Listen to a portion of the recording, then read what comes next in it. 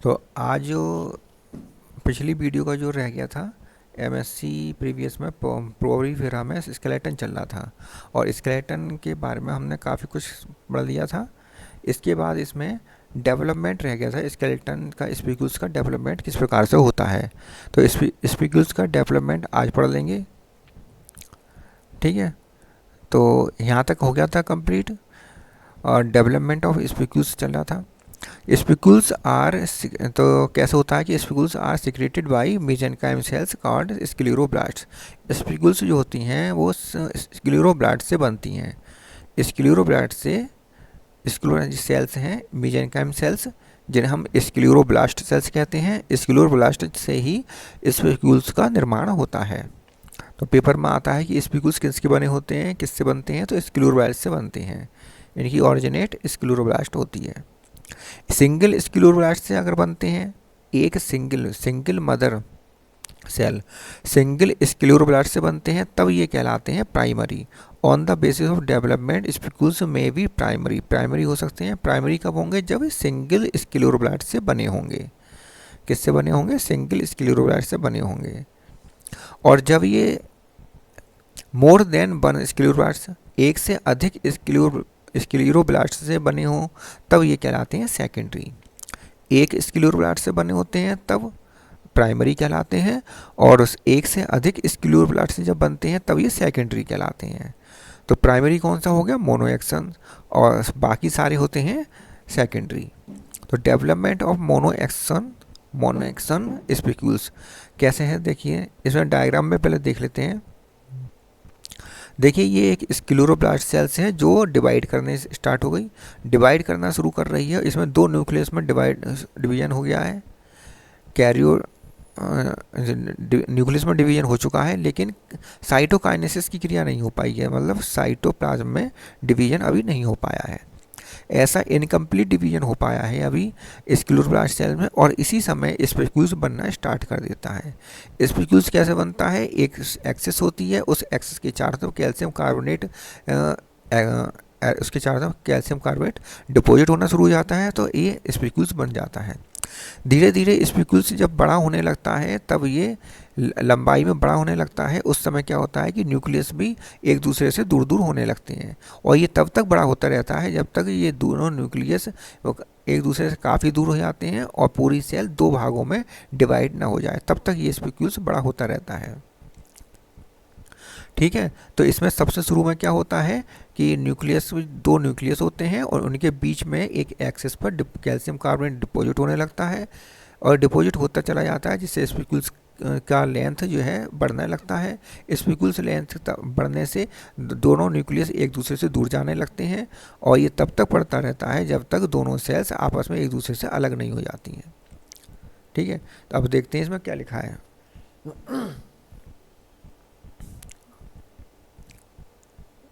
देखिए इसमें लिखा हुआ है कि अच्छा 11 देखते हैं। इसमें लिखा हुआ है कि इन कैलकेरियस स्पंजेस, जो कैलकेरियस स्पंजेस हैं उनमें मोनोएक्सियल स्पिक्यूल्स पाया जाता है, ठीक है। और ये बनते कैसे हैं, secreted with in by nucleated scleroblast. ऐसी स्क्लेरोब्लास्ट जो बाई न्यूक्लिएटेड होती है उनसे बनते हैं। अब बाई न्यूक्लिएटेड स्क्लेरोब्लास्ट कैसे बनेंगी, बाई न्यूक्लिएटेड स्क्लेरोब्लास्ट से बनते हैं मोनोएक्सियल स्पिक्यूल्स, लेकिन बाई न्यूक्लिएटेड स्क्लेरोब्लास्ट कैसे बनती हैं, arising by the incomplete division of an ordinary scleroblast.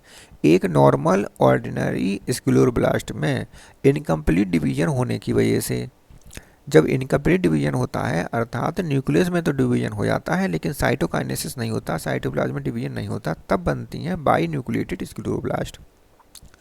In by nucleated scleroblast से ही मोनोएक्सियल स्पिक्यूल्स बनते हैं। कैसे बनते हैं कि इस साइटोप्लाज्म में कैल्शियम कार्बोनेट डिपॉजिट, साइटोप्लाज्म में दोनों न्यूक्लियाई के मध्य एक ऑर्गेनिक एक्सियल थ्रेड बनता है। पहले तो एक ऑर्गेनिक एक्सियल थ्रेड बनता है, इस ऑर्गेनिक एक्सियल थ्रेड के चारों तरफ कैल्शियम कार्बोनेट का डिपोजिशन होने लगता है, तब ये बनता है स्पिक्यूल्स। तब इसका स्पिक्यूल्स का निर्माण होता है, स्मॉल स्पिक्यूल्स का निर्माण होता है। आगे दिया हुआ है कि एज द स्पिक्यूल्स लेंथेंस मतलब जैसे जैसे स्पिक्यूल्स की लंबाई बढ़ने लगती है। The two nuclei draw apart until scleroblast divide into two. ये दोनों न्यूक्लियाई एक दूसरे से दूर जाने लगती हैं और तब तक दूर जाती रहती हैं जब तक कि स्क्लेरोब्लास्ट में दो डिवीजन स्क्लेरोब्लास्ट दो में विभाजित नहीं हो जाता है। तो यही हमने डायग्राम में देखा था कि स्पिक्यूल्स की लंबाई बढ़ने लगती है जिससे कि न्यूक्लियस दूर दूर जाने लगते हैं और तब तक ये काम स्पिक्यूल्स बढ़ता रहता है, लंबाई में बढ़ता रहता है जब तक कि ये पूरी स्क्लेरोब्लास्ट सेल से दो भागों में नहीं बढ़ जाती है। अब इसमें जो अंदर की साइड में होता है सेल्स होती है उसको हम फाउंडर कहते हैं और बाहर वाली साइड में जो होता है उसे हम थिकनर कहते हैं। तो एक सेल जो फाउंडर कहलाती है ये अंदर की तरफ इनर एंड पर एसोसिएटेड होती है और दूसरी जो थिकनर कहलाती है वो आउटर एंड पर एसोसिएटेड होती है, स्पिक्यूल्स के आउटर एंड पर एसोसिएटेड होती है। तो थिकनर जो होती है वो आउटर एंड पर होती है और फाउंडर इनर एंड पर होती है। अगला देखिए, यह है development of triaxon spicules. Development of triaxon spicules, इसमें क्या है, इसमें क्या है देखिए, ये ट्राईएक्सॉन या triradiate spicule calcareous spicules है, ठीक है। इसमें क्या होता है, इसमें three scleroblast cells, three scleroblast cells जो होती हैं इनके सिक्रीशन से ट्राई रेडिएट या ट्राईएक्सॉन स्पिक्यूल्स बनते हैं। इसमें क्या होता है कि तीन स्क्लेरोब्लास्ट सेल्स आपस में एक दूसरे के पास पास आती हैं, एक ट्राइंगल पर आती हैं और ये ट्राइंगल पर आती हैं और ये दो भागों में डिवाइड होने स्टार्ट कर देती हैं। जैसे कि पहले हमने देखा था दो भागों में डिवाइड करना स्टार्ट होती है। न्यूक्लियस डिवाइड हो जाता है, साइटोप्लाज्म डिवाइड नहीं होता प्रत्येक का। जिससे क्या होता है, इनर साइड पे तो फाउंडर बन जाती है, इनर साइड पर फाउंडर सेल्स बन जाती है और आउटर साइड पर एक थिकनर सेल्स बन जाती है।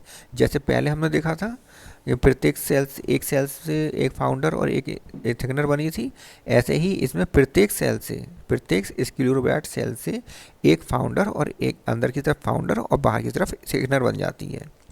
जब ये each pair secretes minute spicules, प्रत्येक पेयर में एक एक माइन्यूट स्पिक्यूल्स बनता है। जब ये स्टार्टिंग में माइन्यूट स्पिक्यूल्स बन रहा होता है उसी समय क्या होता है कि ये three rays are early united, early united मतलब शुरू में ही यूनाइट कर जाती हैं।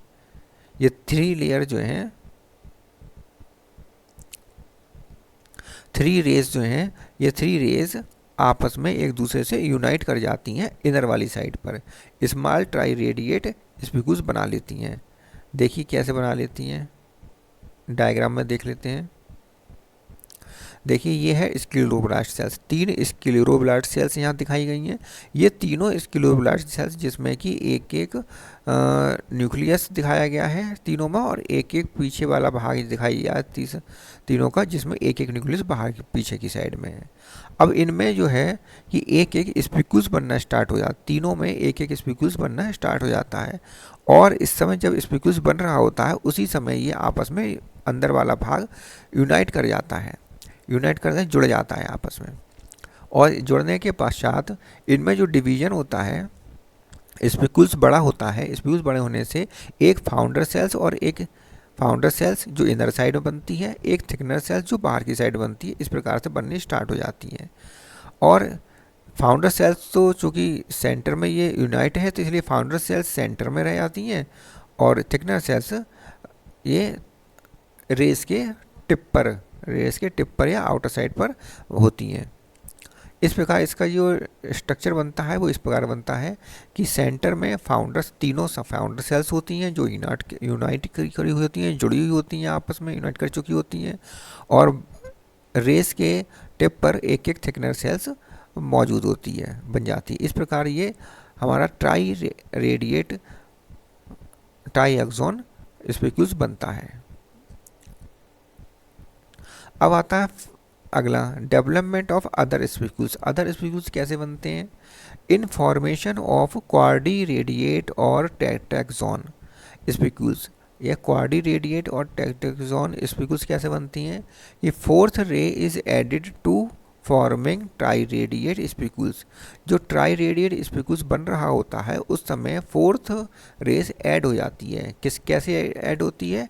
एडिशनल स्क्लेरोब्लास्ट, एक अन्य एक्स्ट्रा एडिशनल स्क्लेरोब्लास्ट आती है और वो ऐड हो जाती है, इसी समय ऐड हो जाती है, जिस कारण उसमें 4 रेस का निर्माण हो जाता है, 4 रेस का निर्माण हो जाता है और ट्राई रेडिएट स्पिक्यूल्स का निर्माण होता है। ट्राई रेडिएट स्पिक्यूल्स में 4th रेस का एडिशन हो जाता है, जिस कारण क्वाड्री रेडिएट या टेट्रैक्सॉन स्पिक्यूल्स का निर्माण होता है। इस प्रकार हमें नई क्वाड्री रेडिएट स्पिक्यूल्स बनता है। ठीक है, तो इसमें हमने अभी क्या क्या पढ़ा?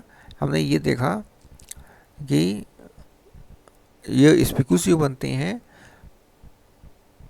वो कैसे बनते हैं कि स्पिक्यूल्स में स्क्लेरोब्लास्ट सेल्स में स्पिक्यूल्स बनते हैं। ये स्पिक्यूल्स बड़े होने लगते हैं और साथ न्यूक्लियस दूर दूर जाने लगते हैं और पूरी सेल्स जो 2 भागों में डिवाइड हो जाती है, एक फाउंडर सेल्स अंदर की तरफ और बाहर की तरफ इस थिकनेस बन जाती है।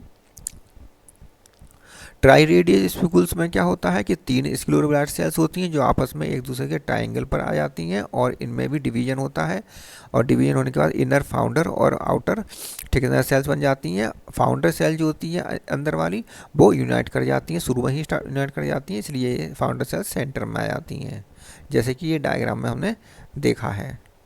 इसके बाद क्वाड्री रेडिएट जो होती हैं इसमें एक एडिशनल स्क्लेरोब्लास्ट आ जाती है, जिसके कारण एक एडिशनल रेस आ जाती है। अब हमने क्लासिफिकेशन जो करा है स्पिक्यूल्स के आधार पर हुआ है, तो इसमें जो स्केलेटन के आधार पर पॉरीफेरा का क्लासिफिकेशन दिया गया है। तो main basis of the classification of phylum Porifera is skeletal structure. Skeletal structure के आधार पर इसका क्लासिफिकेशन है। कैसे है कि क्लास 1 जो है वो कैलकेरिया है, क्लास 2 हेक्टेनिलिडा है और क्लास 4 डेस्मोस्पोंजियाई है।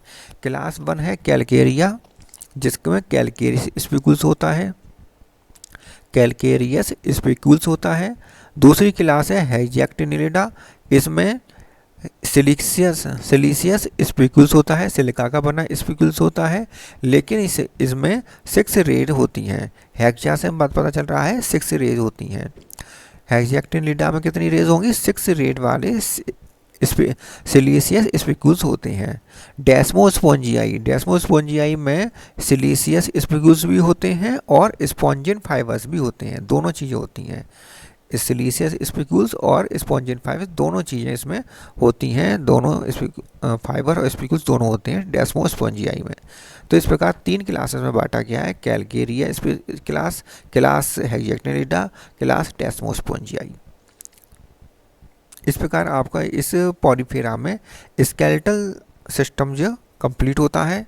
तो आज की वीडियो यहीं तक है। अगर आपको अच्छी लगी हो वीडियो तो लाइक करें, मेरी वीडियो को शेयर करें अपने साथियों के साथ और मेरे चैनल को सब्सक्राइब अवश्य कर लें, जिससे कि आगे की वीडियो भी आपको मिलती रहें।